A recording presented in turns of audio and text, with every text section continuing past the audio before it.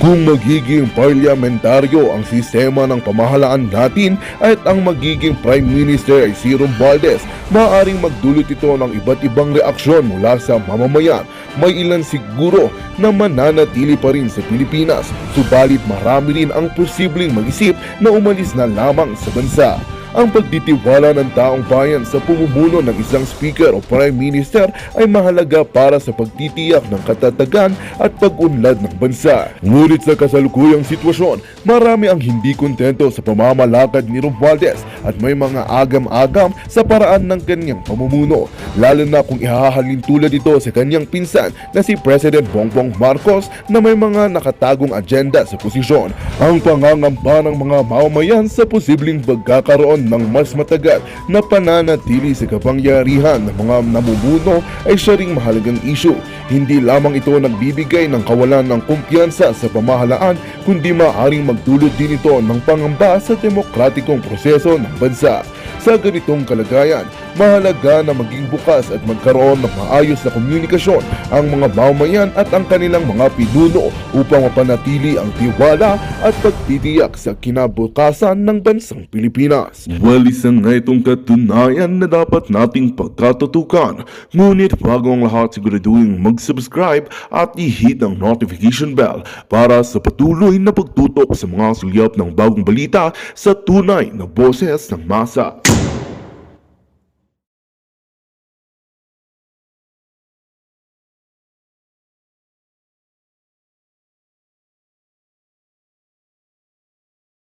Si Boying Remulla na inaaratay na. Actually, matagal na siyang inaaratay. Alright? Matagal nang inaaratay si Remulla dahil sa kanyang sakit, di ba, na, Lulu, Kiki, Mimi, Yaya. Okay? So, yun yung kanyang iniindang sakit, mga palangga. Saan yun? So, yun ang iniinda niyang sakit, kaya siya ay lilisan na dyan sa kanyang pagiging secretary sa DOJ. So gusto man niyang manatili dahil syempre masarap ang mayroong power. Pera, power, ginagamit sa panggigipit. Okay? Kung nakita niyo yung kanyang latest picture, wala pa siyang video actually. Picture pa siya, wala pa siyang live. Okay? Nakita niyo latest picture niya, para na siyang isang bulati na lang ang hindi pumipirma, oh. Parang kulang na nga lang jabao. Kita niyo ba 'yan? Oh. Oh, kulang na lang, oh. Kulang na lang kandila eh. Anyway, mga palangga.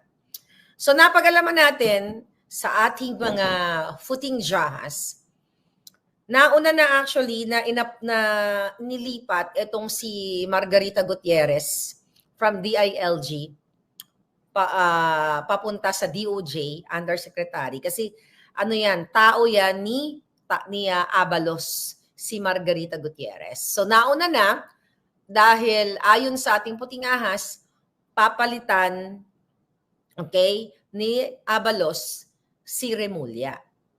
Okay? So kung kailan, hindi natin alam. Kasi nga gusto nila i-discredit tayo, kaya kumakapit pa si Boying, although kahit hirap na siya sa kanyang Lulu, Kiki, Mimi, Yaya. Alright? So yun yung mga kaeksenahan. Bakit ganyan? Alright. Okay. Tapos, ang mangyayari dyan mga palangga, from DILG, di ba, mapupunta si Abalos, okay, sa DOJ.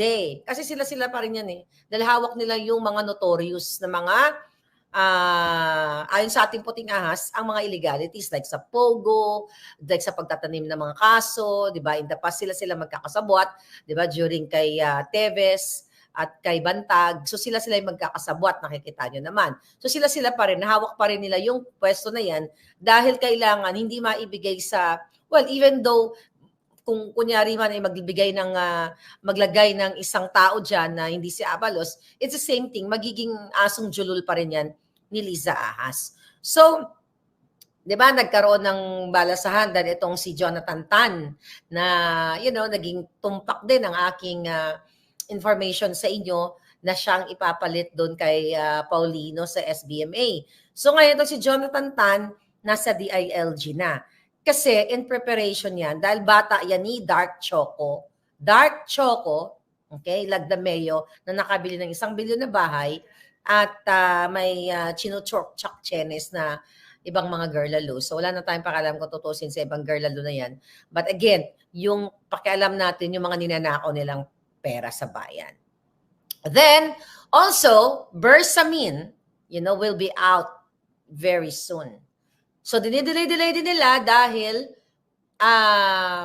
syempre, ayaw nilang magkatotoo yung mga sinasabi ni Maharlika dito.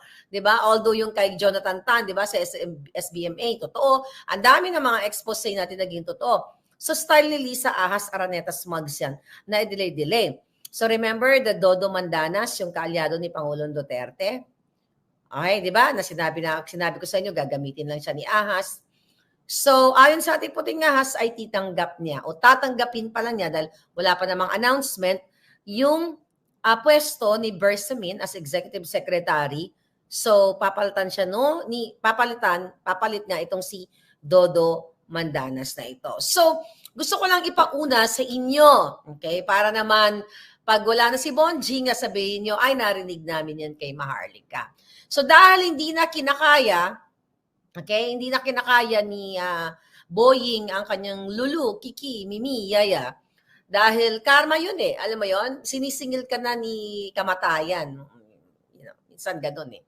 So, hindi niya kinakaya, kaya rarampa na siya at higa-higa na lang siya at hihintayin na lang niya ang kanyang pag-uusig sa kanya ng tadhana. Alright?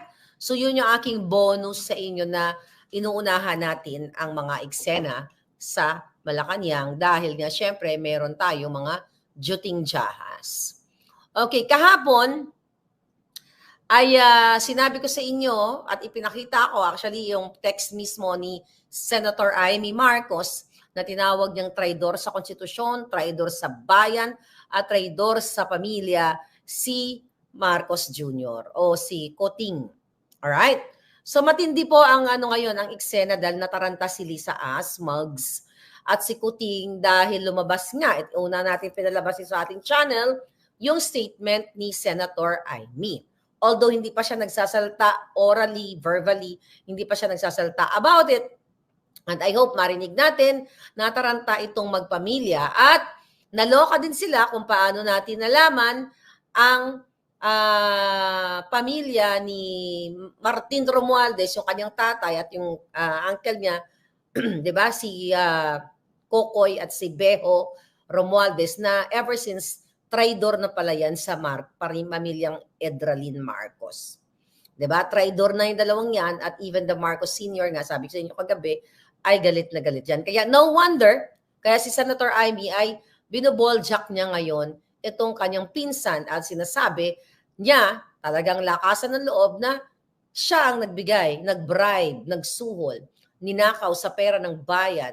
Graft yan, graft and corruption. Kinurap ang worth 20 million and more than that para ibayad dito sa People's Initiative dahil galigid sa inyong kaalaman, may basbas pala ng Ginayupak na Coting ng Norte at Lisa para manatili sila sa pwesto for additional 2 terms, 'di ba? Which is babasa niyo naman sa text message. At dahil sa pangarap nilang manatili sa power. Dahil hindi na hindi na nakayanan ni Senator Amy yung ganitong ginagawa ng niyang kapatid dahil sabi nga niya for so many years na binabato sa kanila yung tungkol sa kanilang panunungkulan kasi sa kanyang ama. So ito, mas malala pa daw ang kanyang kapatid. So, tumpak yung information naman na nakarating sa atin na gugurgurin siya, na pwede talaga siyang gurgurin. So kung may nagko-comment man dyan, palabas lang nila doon. Anyway, I don't think na boboljakin ni Senator Amy Marcos yung kanyang pinsan at magpapakalat siya ng text message na ganyan kung siya ay gagawa-gawa lang ng kwento or etchos-etchos lang. Kasi sensitive issue yun eh. And also, sure ba yan mga talks nila? Okay, yes. So ngayon mga palengga, syempre mababasa ito ng mga brusko, okay, ng mga men in uniform na kahit papaano siguro may natitira pang pagmamahal sa bayan. And I hope, eto na yung hudyat, na magising mamulat sila. After all, na nagnangak-ngak ako dito, na sabi ko nga, wala naman akong power in terms of political and money, but we have social power here. Diba? We have to unleash our social power, sabi ko nga sa inyo, para mabitbit na natin o malubog na natin sa kumunoy ang mga ginayupak na ito. So napag-alaman natin na talagang inaay, ayon sa ating putingas, si Senator Amy at ginagamitan na siya ngayon ng mga black ops sa utos ni Lisa Smugs at ni Tambaloslos. At kasama sa black ops na tirahin si Amy Marcos kasama ang Presidential Communications, kasama yung mga dugyot na yan. And also, ang team ni Tambaloslos kasama din si Rocky Calvo. Okay? Kung natatandaan ninyo, binanggit natin yan, may hawak akong ebidensya na yung si Rocky ay kasabwat ng Presidential Communications at iba pang mga dugyots na binabayaran sila sa pera ng bayan para atakihin una ako lang. Ano kasama si Amy Marcos. Ngayon, etong si Rocky Calvo, nandyan na siya ngayon kay Tambaloslos. Wala na siya sa Presidential Communications kasi nag-aaway sila sa pera ng bayan, hindi sila magkasundo sa bayaran. So, si Tambaloslos ngayon ang nagbabayad sa kanya para mabuhay si Rocky Calvo, para makalamon. Okay? Para makalamon ng mga dugyot, kailangan nilang ibenta ang kaluluwa nila kay Martin Romualdez at kay Lisa para makalamon ng butil ng bigas. Okay? Samantalang kayong mga OFW, kayong mga tindera sa palengke, kayo ay marangal na kumikita dahil sa kahit hirap na bilhin ng butil ng bigas, lumalaban kayo ng parehas. Pero etong mga tao sa gobyerno at ang mga dugyot, mga asong ulol, ay patuloy silang lumalamon gamit ang pera ninyo. Hindi sana kung okay na sana kung sweldo, pero ninanakaw nila sa inyo. Okay? So ngayon, tignan natin, sabi ni Raj, tatakbo kaya nag-iingay si Amy Marcos. You know what? Yes, hindi ko alam kung tatakbo siya pala. So, posible yan. But the point here, mga palangga, titignan ninyo, na sabi ko nga kahapon, hindi naman ganun kadali magsabi sa pinsan mo at sa kapatid mo na traidor na ganyan, tapos kukunin ng media, di ba? Yung mga sinabi mo, hindi ganun kadali. Kasi ako, to be honest with you, even before pa na nagsalta ako, kinukuyog ko na talaga yung mga taong kakilala ko na nakapaligid kay Senator Amy. Binoboljak ko sila behind the scene. Kailan magsasalta yan si Senator Amy? Pupuruan namin yan. So yung mga ganon. So ito na nga, nagsalta na nga ang lola mo, di sige. So titignan natin. And nakarating sa atin na ang sabi ni Senator Amy, natanong siya kahapon ba yon? Kung pupunta daw ba siya doon sa rally, ang sabi niya, hindi daw siya pupunta doon sa ginagagong, it's not bagong Pilipinas, kundi it's ginagagong Pilipinas nitong kanyang kapatid na ito.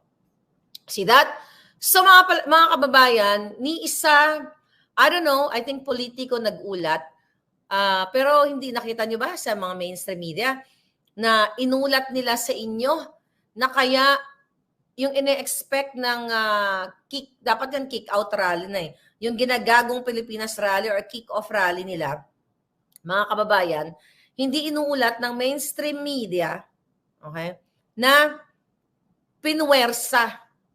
Okay? Cyril Siao, thank you. So, pinipwersa ang mga ahensya, okay? Ang bawat ahensya ng gobyerno. Sabi ko nga, katulad ng una kong inulat sa inyo, PNP, PTV4, okay, dito, tulad dito, I think nabasa ko na sa inyo, the People's Television Network Inc.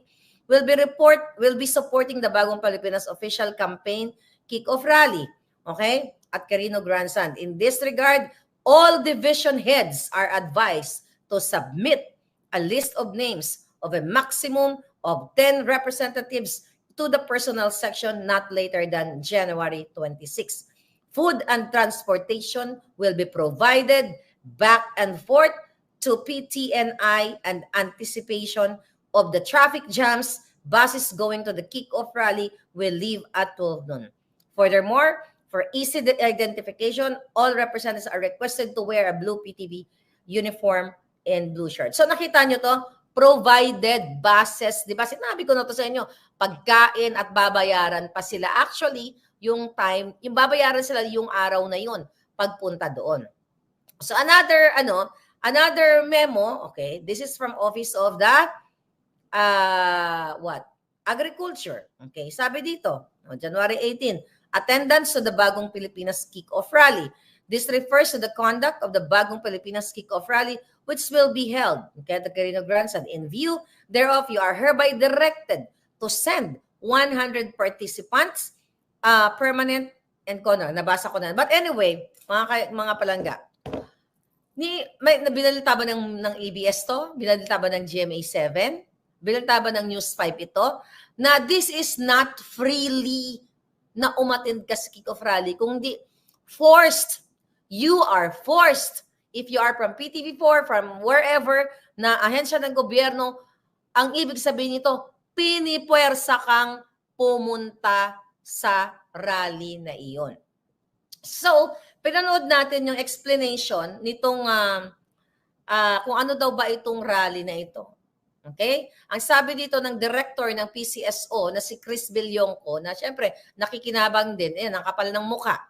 Diba? Pinagluloko ang Pilipino, pero bawat hibla, bawat pakulay niya ng buhok, o bawat gupit niyang buhok ay galing sa kaba ng bayan. Ganito po kakapal, kabalahura, kawalang hiya, ang mga kupal na mga jutang ginemes na tao sa PCSO at the rest ng ahensya ng gobyerno na kumakamal ng pera galing sa taong bayan. Ang sabi niya ng Presidential Communications Office, it's going to be a fun day. Yes, for them. Kasi you'll never know, at the back of that kick-off rally ay may pulburong isi-serve kay Kuting sa backstage. Kaya it's gonna be a fun day talaga. Ngayon, mga palangga, ang purpose daw, ayon sa Malacanang, ayon dito sa mga hitad na ito daw ay parang information, para maging informative sa taong bayan and para ma-celebrate ang bagong Pilipinas. Informative. Pwede naman maging informative kayo. Di ba may budget na kayo dun sa PCSO? I think that was 19 million, kung di ako nagkakamali, last year, na nagkaroon kayo ng, was that meeting sa Manila Hotel? Basta somewhere, 5-star hotel, para i-educate ninyo ang taong bayan. You already spend, may budget ang PCO ng 19 million dyan sa buwaka ng inang information drive na yan. Diba? Sabi nyo nga dyan, para alarma ang Pilipino, para hindi ma-detect ang pagbasa kung fake news ba o hindi.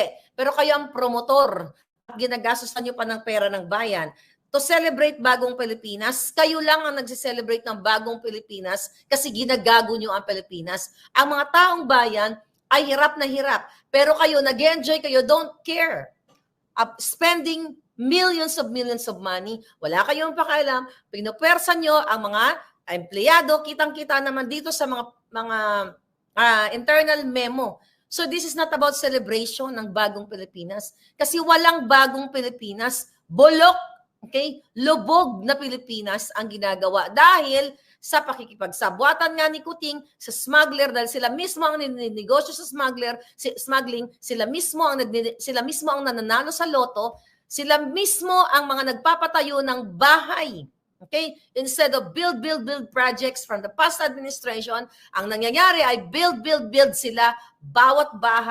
Bawat bahay nila ngayon ay galing sa kaba ng bayan. So this is not a celebration for the Filipino people, Chris Villonco, na bawat panghugas mo sa kipay mo ay galing sa pera ng bayan. Bawat nilalaklak nyo, kung ano man ang nilalaklak nyo, galing sa pera ng bayan. Mga jutang gininan yung lahat. Hindi pa kayo kunin ni kamatayan. Okay. Ngayon, sabi nila pa lang, hindi lang daw ito, hindi lang ang serbisyo, hindi lang ang gobyerno, 'di ba? Ang dapat maging part nito, ang magkaroon ng sabi niya, hindi lang ang gobyerno dapat ang magkaroon ng Pilipinas, ngunit lahat ng Pilipino. What the heck? Ano hindi lang dapat ang gobyerno? Ano yung bagong Pilipinas sa amin? Ha? Sa aming mga mamamayang Pilipino, OFW o mga tao na nandiyan sa Pilipinas, ano ang bagong Pilipinas sa amin? The bagong Pilipinas that we have is the Pulboronic Pilipinas, the smuggling Philippines, di ba? Rampant ang mga pulboron, rampant ang kahirapan, rampant ang pagnanakaw ninyo, rampant ang bribery, rampant ang pagigipit. Ito ang bagong Pilipinas sa makabagong panahon na dinulot nyo sa amin, mga hinayupak kayo. Hindi pa kayo kunin ni Satanas. Okay? Ngayon, mga palangga. So, ang sabi niya, hindi lang ang gobyerno ang magkaroon ng bagong Pilipinas. Buti sinabi ninyo na kayo ay may bagong Pilipinas. Look at the greetings of Lisa Marcos, buwaka ng inang putot mudlo. Okay? Butlog. Kay Melangka Robles. Doon sa sama-sama tayong maging milyonaryo. That's 800,000 views now on TikTok palangga. So ngayon, by the way, follow niyo ako sa Snapchat. I have Snapchat. Binuway ko. That was 48 years ago na yung Snapchat ko. Maharlika Network. Okay? Just go there. Hanapin yung alindog ko. Doon ko ipopost yung mga nude pictures ko, ha? Charing. Okay. Ngayon, mga palangga. So, ngayon, itong sinasabi nila na hindi lang, we're talking about the kick-off rally, na ito daw para sa atin. Putangin nyo lahat, dyan sa gobyerno ni Kuting, magbabayad kayo ng bus, aantalain nyo yung trapiko. Family day yan, Sunday yan, jutang ginemes kayo. Pera ng bayan, sabi ko nga, kung yung pera ng bayan na yan, milyon-milyon na pondo nyo sa mga tao, di ba? I mean, sa livelihood programs, sa kung ano-ano mga proyekto para makaahon ng Pilipinas. Hindi. Gagamitin nga ito, ulit-ulitin ko sa inyo, pinlano na ito ni Kuting dahil bagsak ang kanyang trust rating, sukang-suka na ang mga Pilipino, lalo na yung mga OFW, dahil yung mga supporters niya. Mga supporters sa dati. Ako lang, di ba, una, nagdadakdak tayo dito. Then now, okay, look at sa Japan, sa Hong Kong, all over the world. Yung mga nakakausap ko dati nung kami nagkakampin, gising na silang lahat. Dahil nakikita ni Lisa Ahas Aranta Marcos at ni Kuting na bagsak na sila sa taong bayan. Kaya finorce nila forcibly, not freely, to attend that rally, kick-off. Kaya nga dapat kick-out rally na yan eh. Dapat i-kick out nyo na ng bonggang-bongga. Huwag nyo nang pabalikin sa Monday yan sa Malacanang. Ito doon nyo na. Diba? Hilain nyo na pa, balik sa Kumunoy. Okay, ngayon, mga palagap. So, ginagastos nila at sinasabi nila ng gobyerno ni Kuting na hindi daw nila magagawa ito kung walang participation, okay, ng taong bayan dahil ito daw ay para sa welfare and rights. Tanginan nyo, welfare of the Filipino people. Look at the PCSO. Ang mga tao umaasa na mananalo, pero anong ginawa? Narinig nyo naman yung hearing doon na niluto na. Okay? Welfare ba yan ng tao na imbis ang manalo ay totoo? Pero ang nananalo sila-sila. At yan, kinat o in-stop ni Coco Pimentel at ni Rafi Tulfo ang investigation dahil nga ayon sa ating puting ahas, nagkabayaran na ng bilyong piso, more than that, para kay Tulfo. Imagine ninyo, at that second hearing, a few days ago, ano ang sabi? The hearing is not about para may mabilanggo sila o may mahuli sila, kundi para i-improve ang practice din sa PCS. So, jutang ginin na itong dalawang si Tulfo at saka si Kiko Pimentel. Okay? I-improve, nakita ng harap-harapan, ang ingay-ingay ng mga buwaka ng GNMS na, edited yung picture at inamin namin mismo ni Robles at sabi niya, ni Tulfo, iimbestagahan niya lahat ng power niya, forensic, eclabush, gagawin niya. Ano nangyari? Nagbago ang lahat. So tama talaga ang ating puting ahas na nagkaroon ng backdoor negotiation at pinatigil na sila ni Lisa Smugs at ni Mel Robles. Kaya ang buwaka ng ina kayo, Tulfo at Pimentel, kayo yung mga taksil, traitor sa bayan. Nakita nyo nang ninanakaw ni Luray-Luray na ang kaba ng bayan, ang PCSO na supposedly para sa mga may sakit, para sa nangangailangan, but you don't care. Ang sabi nyo, para ma-improve ang practice, paimbestigahan, dadadadadada. Diba? Eh di naggaguhan lang, ginagago nyo lang ang Pilipinas, ginagago nyo lang yung Pilipino. Harap-harapan na, pwede na kayong makipagtulungan sa Pilipino para kasuhan yan. Well, magkakasabot kasi putang ina nila di ba? Ombudsman, pasuhan ng graft and corruption, i-drug si Ahas, pag dinrug si Lisa dyan, si Lisa lahat ang pinuno ng pangbubudol, pati sa kay Amy, di ba? Si Lisa lahat ang pinuno ng pambubudol, yung buwaka ng inang babaeng yan, na yung mukha niya, mga palangga, mukhang luray-luray na. Kahit sabi ko, kahit paliguan niya yung pera niya, ipaligo niya yung pera ng bayan, mukha pa rin siyang sabog na palaka. Okay? Yan, nakita niyo naman, wala lang ang wala siya ngayon wala ang ngayon. Pero actually, nandiyan siya. Asan siya? Wag na daw.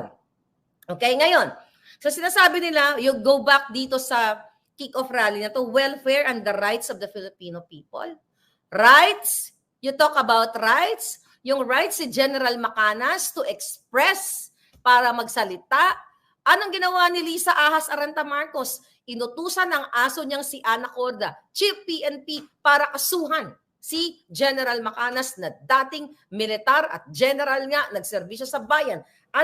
Saan ang constitutional rights ni General Macanas to express, 'di ba? His feelings, yung kanyang malayang pananalita, malayang pamamahayag. At ngayon ay inyong kasuhan at sindakin. You talk about welfare and rights of the Filipino people. Bullshit kayong lahat, mga putang dinimis ninyo.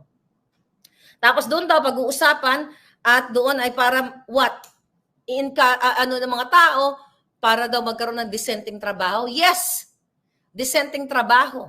Yeah, maraming dissenting trabaho sa Pilipinas. Katulad ninyo, di ba? Smuggling, dissenting trabaho. Kasabwat si Kuting at si Lisa. Dahil hanggang ngayon, si Michael Ma ay wala pa rin. Ano pa nga ma-expect mo? Ginawa nga, inappoint pa nga ng special envoy to China. Yan ang dissenting trabaho ninyo, mga hinayupa kayo. Kaya ngayon, dyan sa Pilipinas, kapag totoong malinis ang inyong intensyon sa bayan mo, hindi ka magwawagi. Kasi dapat ang intensyon mo, yung business mo is smuggling, sindikato, pulboronic, pagnanakaw. Kasi pag yan ang negosyo mo, absuelto ka. Katulad ni Lisa, di ba? If you can deliver money to Lisa Ahas Araneta Marcos, absuelto ka, puprotektahan ka niya. Katulad yan si Arjen Nieto, si Taning, tignan mo, vlogger na sipunin, na uhugin, di ba? Nakita niyo yan, nagngingikil, nang-i-scam ng tao, paaral ni Lisa sa London. So kapag marunong ka, magkisakipay ni Lisa Smugs at mag-deliver ka ng pera, then pwede kang mag-aral sa London katulad ni Arjen Nieto. Yan ay patotodan, yan ay isa sa mga nakikinabang sa loto. Yan, kailangan sindikato kayo sa Pilipinas para magwagi kayo. Katulad ni Acorda, dapat makipagsabuatan ka sa mga Chinese na sindikato para absuelto kayo at papalakpakan pa kayo ni Lisa Smugs. Itong kick-off rally na ito palangga, pangbangga to lahat sa mga expose natin, tandaan ninyo. This is about tungkol sa atin lahat. Dahil nakikita nila na ang social media ay bagsak na sila. Kahit pumunta kayo sa social media account nila, tignan mo si Kuting pag nagbablog, marami pa nagbablog, pag nagsasalita, marami pa ang live viewers natin. Ibig sabihin, yan ay pamantayan na sukang-suka na yung taong bayan. Tignan nyo mainstream media dyan. Millions of followers. Pero tignan mo mga views nila kasi alam ng taong bayan. The new media is the social media. And the social power na sinasabi ko na meron tayo, yun lang. So we're not gonna stop here, darling. Hindi tayo titigil. Kahit napatungan pa nila 10 million, 20 million ang ulo ko. Kasi gusto nila akong gurgurin . And I hope ito si Senator Amy, di ba? Dahil nga, sabi ko nga, itong mga nakarating na informasyon na gusto siyang gurgurin, itodo mo na yan, Senator Amy. If you are really for the people. Ito mga palangga ko, ayan Princess Maui, thank you. Ayan. Follow mo nga si Princess Maui Palangga. Love ko yan, si Palangga. Ayan. Ayan, katuwang natin yan sa mga balita. Ayan. So ngayon, mga kababayan, Senator Amy, may communication naman tayo Todo mo na to. Kasi, actually, 'Di ba sabi ko sa inyo doon, I think last week eh. Nasabi ko, I think may mga